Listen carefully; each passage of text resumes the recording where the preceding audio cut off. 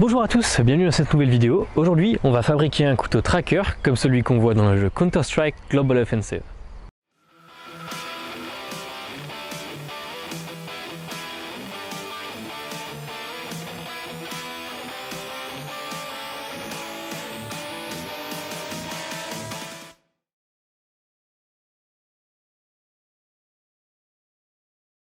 Aujourd'hui, on va fabriquer un couteau de type tracker. Voici le dessin qui m'a été donné et qu'on va réaliser aujourd'hui.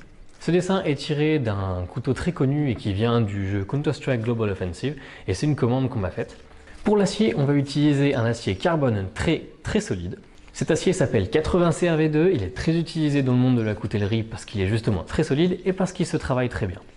Et pour le manche, on va utiliser une matière composite qu'on appelle le G10 qui elle aussi est incroyablement résistante. Allez, c'est parti!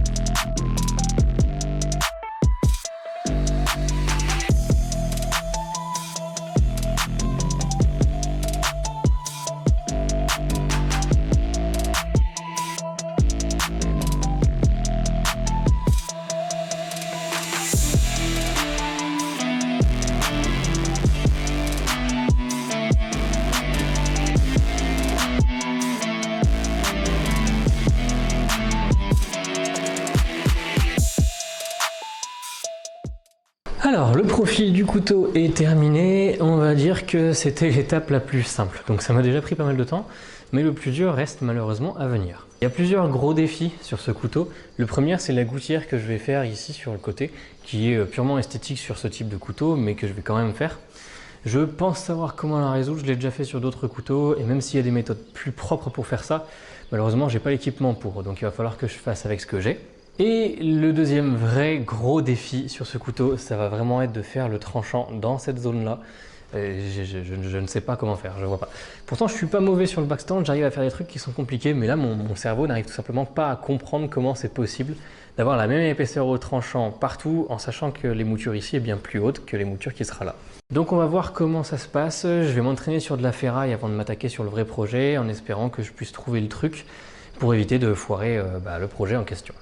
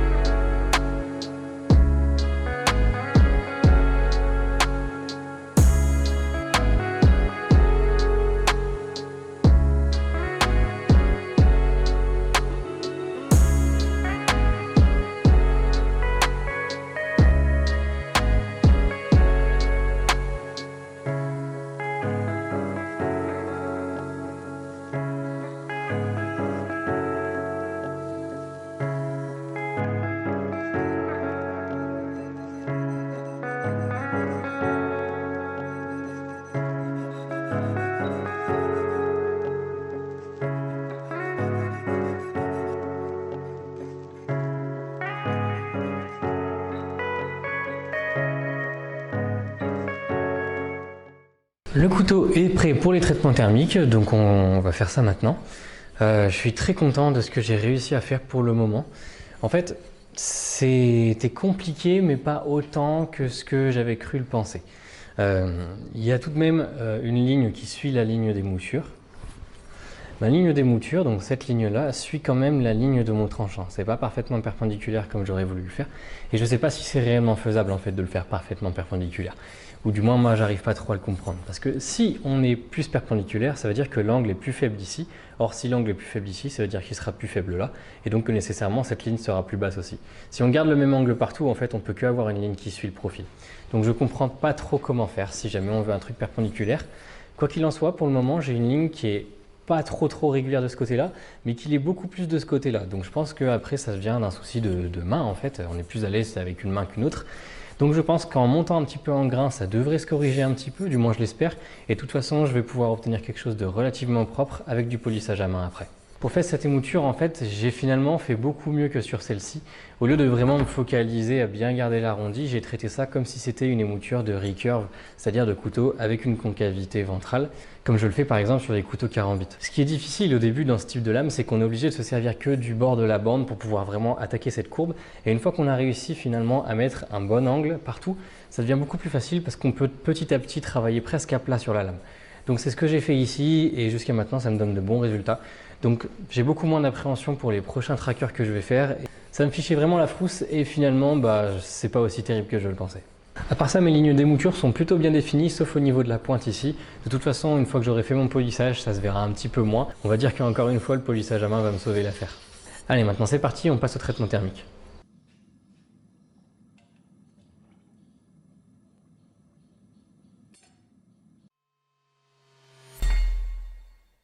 Hey, je vous interromps juste une petite seconde pour vous rappeler que si jamais la vidéo vous plaît jusque-là, n'hésitez pas à vous abonner et à liker la vidéo, moi ça m'aide beaucoup. Et puis surtout, vous pouvez aussi me soutenir sur Tipeee si jamais le cœur vous en dit et que vous voulez m'aider dans la production de vidéos. Allez, on retourne au projet.